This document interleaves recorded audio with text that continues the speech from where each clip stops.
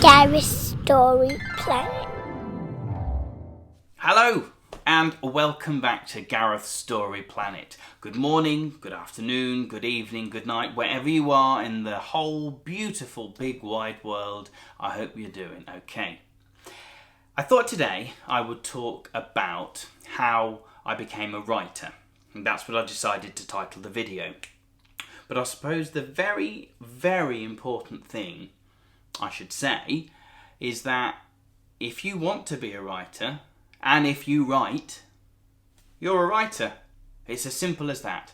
You don't need to be a multi-million billionaire writer on a yacht churning out a book, once every 2 years, or you don't have to be an author who has self-published just one book, or a poet who, performs just in their bedroom to their cuddly toys. Anyone can be a writer if you enjoy putting thoughts, mind maps, words, rhymes, quirkiness, anything down on a piece of paper. You are a writer. So congratulations, we'll finish the video.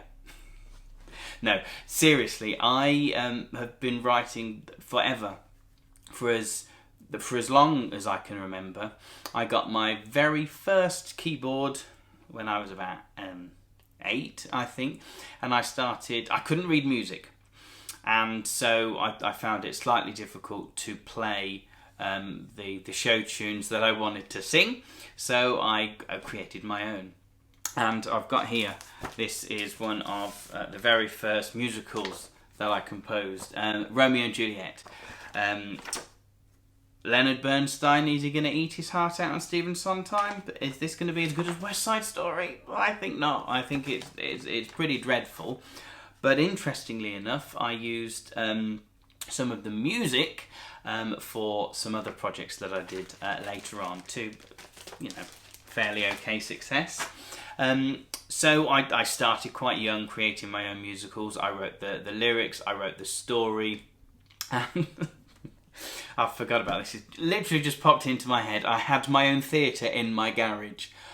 Yes, can you believe that? My parents didn't use the garage because it was my theatre. I had a box office section at the front where I used to get leaflets and props, actual West End props I used to get from musicals and display them front of house in my theatre. People used to come and get, even now I'm saying it now, I feel quite bizarre.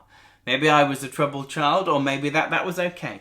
But people would come and get leaflets, they'd come and get information. I'd run competitions that nobody ever entered.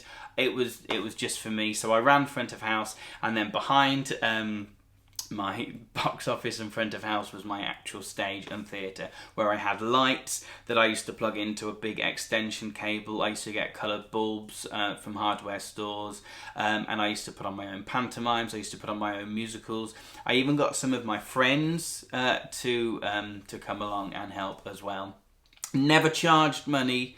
Never had a public liability insurance or anything like that. I was just a young lad who happened to have a theatre in his garage. There you go. And so I used to write a lot of things, and poetry as well, because I think my love of writing stemmed from me writing poems and silly rhymes. Like I said in another video, when I used to run my theatre school, and we used to sing songs from other musicals, it would naturally slip into my head to change the lyrics to something pretty ridiculous, or something that I felt it should be. Not that I thought the lyricist had done anything wrong, but other rhymes, usually toilet humour that made everybody laugh, would be the kind of thing that I would do. But it was always those kind of silly little children rhymes that I started to write. Very, very young age, poems about autumn and seasons and things like that, and family.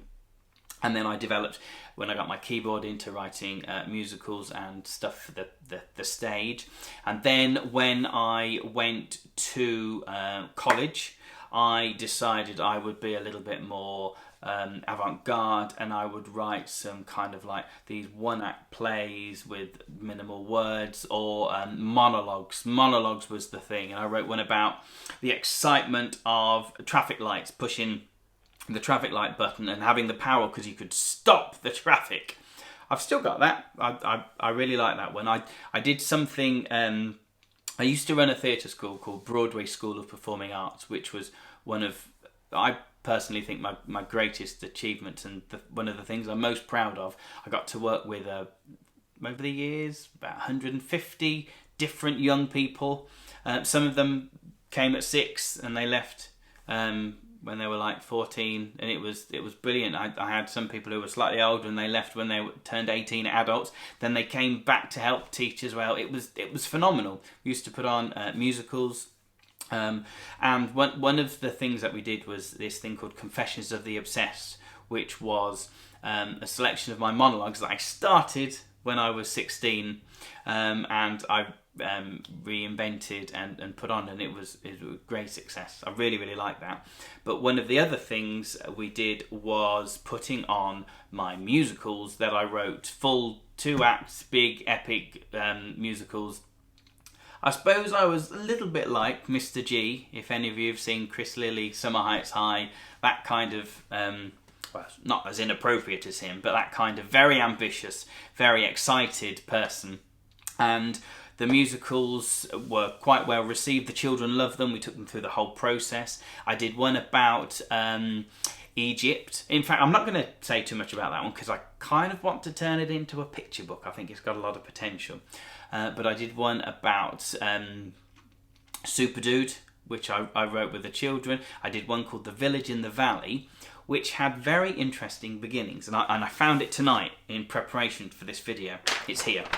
I started it as a children's book before I was even going to write it into a musical. It was back in 2002.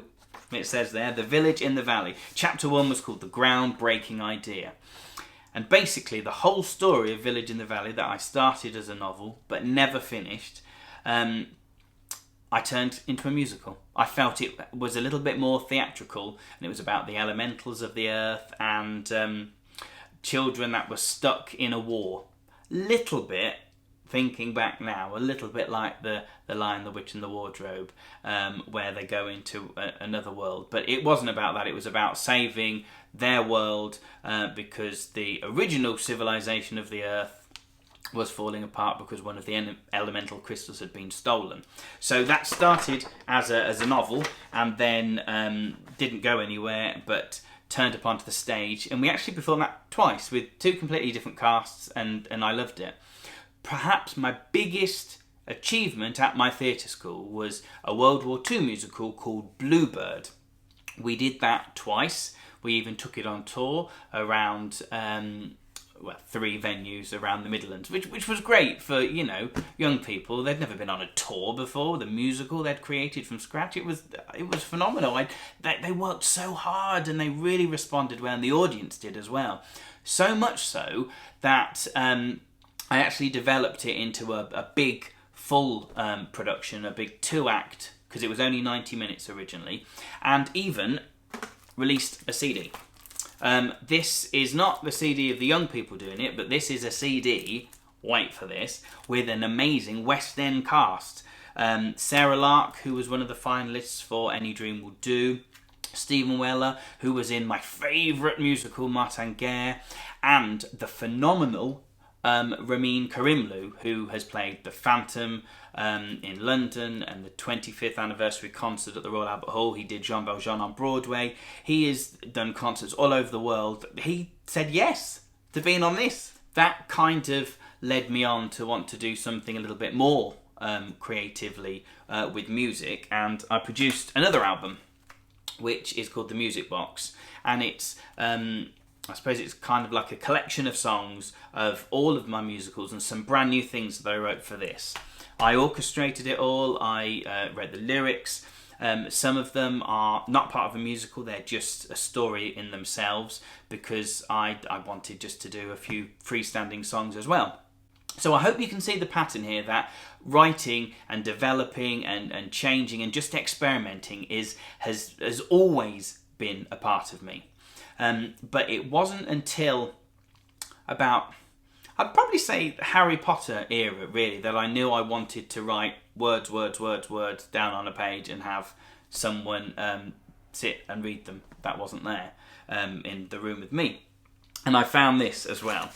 This, I can't say too much, I'm going to flick through it there. This is my first full-length novel that no one has ever read. Not even my agent, not even my mum or my partner. No one has ever read, and probably is never going to read either. But I wanted to know that I could write a full story from beginning to end, a whole big novel. And I can still remember it now. It was this was 2002. I was quite creative that year, wasn't I? 2002. I wrote this, and it took me months and months and months, and I went back and edited it and did nothing with it, and it sat in my bottom drawer.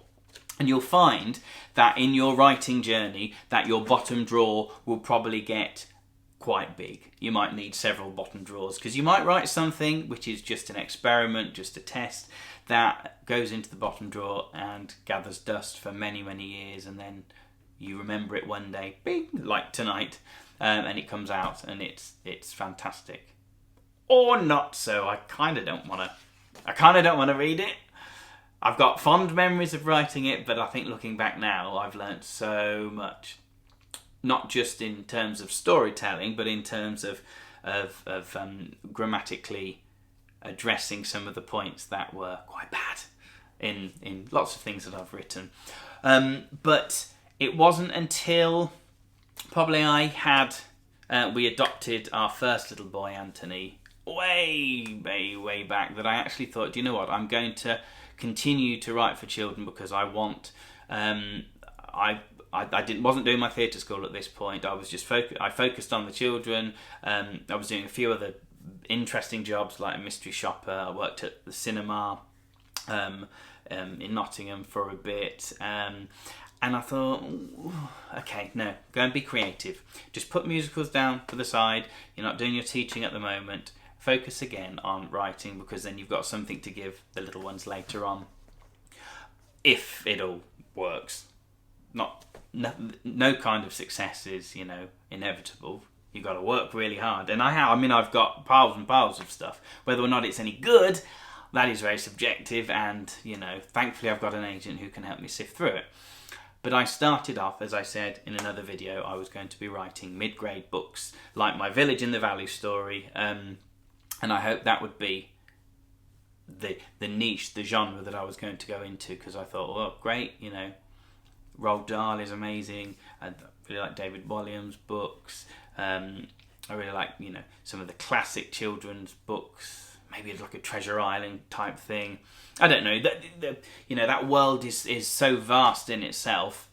But it wasn't until I went on a picture book course, which was partly about mid-grade books, that I then learnt about picture books, which I'd always loved and resisted doing. And then suddenly my mind just went, boo! And I thought, this is what I meant to do. This links everything, my theatre work, my rhyme work, my, the silly stories that I always wanted to tell, but, you'd have to write them in thousands of words if you're doing it in a chapter book. That really was what I'd been wanting to do, and then suddenly I exploded onto the page, and I haven't looked back since. So I feel quite proud to say I am a writer. And do you know what? You are a writer. If you want to write a story, write a story. You are a writer. It doesn't have to get published. It could just be for you. But you are a writer if you get something from your mind and put it down on paper. It's as simple as that.